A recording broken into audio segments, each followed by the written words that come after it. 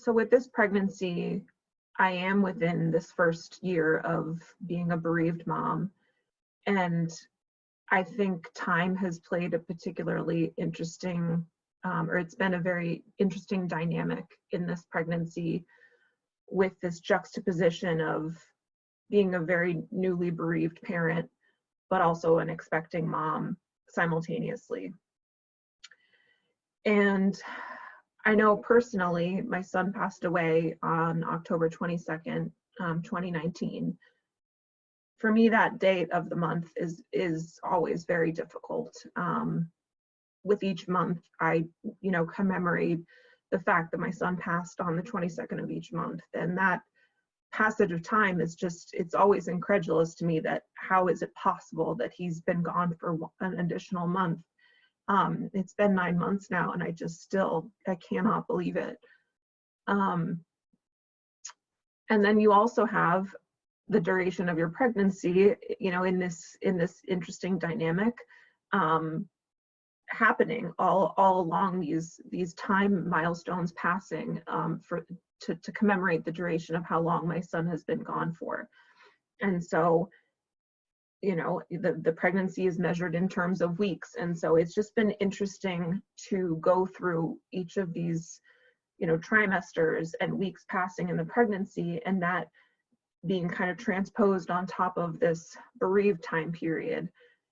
It's just very confusing. And I think that when I was initially pregnant, and where my body wasn't, evidently pregnant, I didn't feel like I was pregnant, like beyond having taken the test and getting it confirmed by my doctor.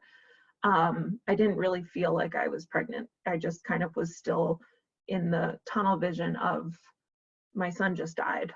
And so it was something that was kind of like, oh yeah, and I'm pregnant too, that's happening as well. But my focus was very much my son passed away, and how are we living through this?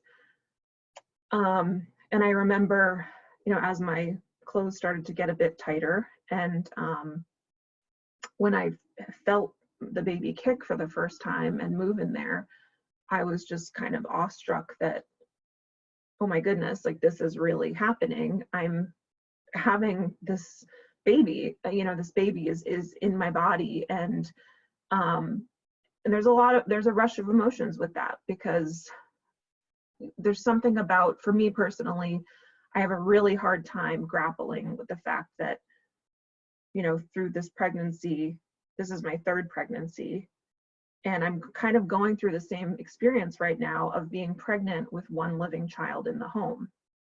I've already done this before.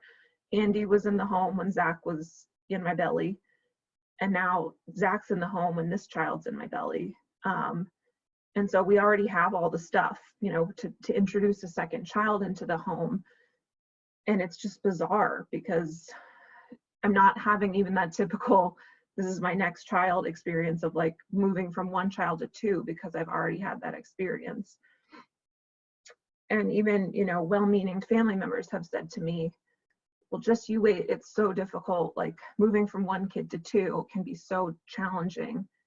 And I've already done that. Like I know what that is, because I've done that before. And so the fact that the math never adds up to me is very confusing, even though rationally it makes full sense that my son passed away. So of course there's only one living child in the home, and I will have two living children at, the birth of this child. But I do think it adds another layer of complexity, but I don't know any other way from experiencing this, because I am a newly bereaved parent, and I'm also pregnant, and this is all I know. One thing I have had issue with is just with the timing of this pregnancy.